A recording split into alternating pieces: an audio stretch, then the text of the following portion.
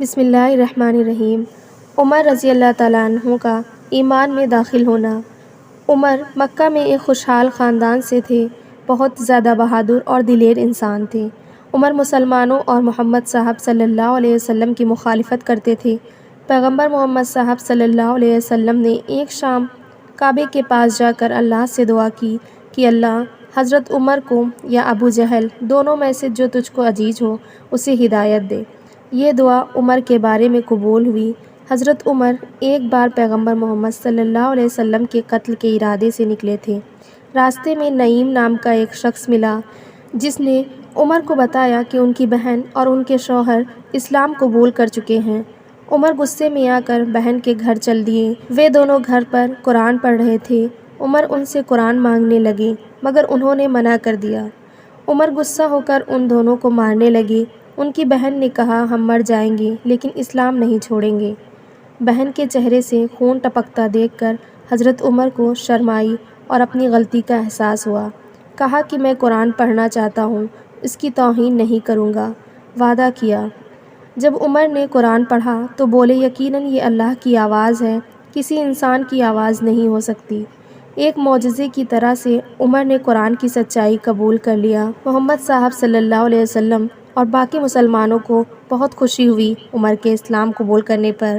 حضرت عمر نے اعلان کیا کہ اب سب مل کے نماز کعبے میں پڑھیں گے، جو کہ پہلے کوئی سوچ بھی نہیں سکتا تھا۔ حضرت عمر کو اسلام میں دیکھ کر محمد صاحب صلی اللہ علیہ وسلم کے دشمنوں میں کوہرام مچ گیا۔ اب اسلام کو عمر نام کی ایک تیز تلوار مل گئی تھی جس سے سارا مکہ تھراتا تھا۔ مکہ والوں نے کمزور مسلمانوں پر تشدد کرنا تیز کر دیا، جس کو دیکھ کر محمد صاحب صلی اللہ علیہ وسلم نے اللہ سے دعا کی تو اللہ نے مدینے جانے کی اجازت دی۔ سارے مسلمان چھپ کر مدینے کی طرف ہجرت کرنے لگے مگر عمر بڑے دلیر تھے، اپنی تلوار لیا، کعبے کے پاس پہنچ کر طواف کیا، 2 رکعت نماز پڑھی، پھر کہا جو اپنی ماں کو اپنے پر رلانا چاہتا ہے، اپنے بچوں کو یتیم اور اپنی بیوی کو بیوہ بنانا چاہتا ہے اس جگہ ملے۔ کسی میں اتنی ہمت نہ تھی کہ وہ عمر کو روکے۔ عمر نے اعلان کر کے ہجرت کی۔ مدینہ اسلام کا ایک نیا مرکز بن چکا تھا۔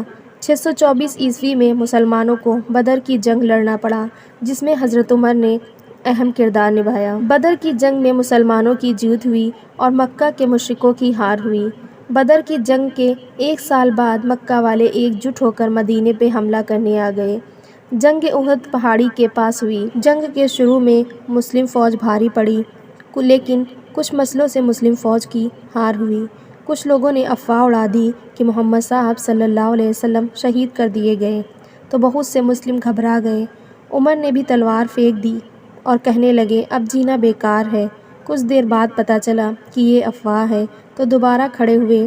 اس کے بعد خندق کی جنگ میں ساتھ ساتھ رہے۔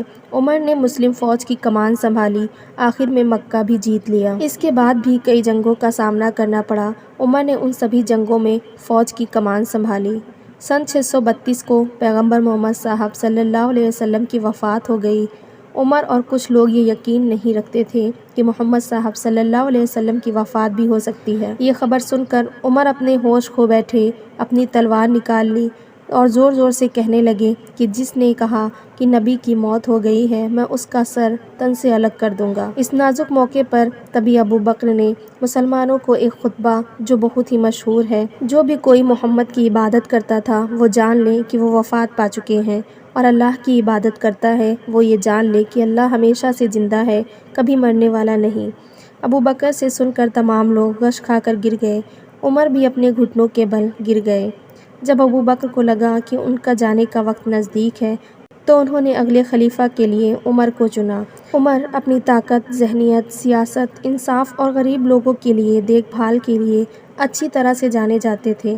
حضرت ابو بکر کو پوری طرح سے عمر کی طاقت کے بارے میں پتہ تھا۔ عمر کے خلیفہ ہونے میں دوسروں کو بھی کوئی پریشانی نہیں تھی۔ ابو بکر نے اپنی موت سے پہلے ہی حضرت عثمان کو اپنی وصیت لکھوائی کہ عمر ان کے بعد خلیفہ ہوں گے۔ سن 634 میں حضرت ابو بکر کی وفات ہو گئی۔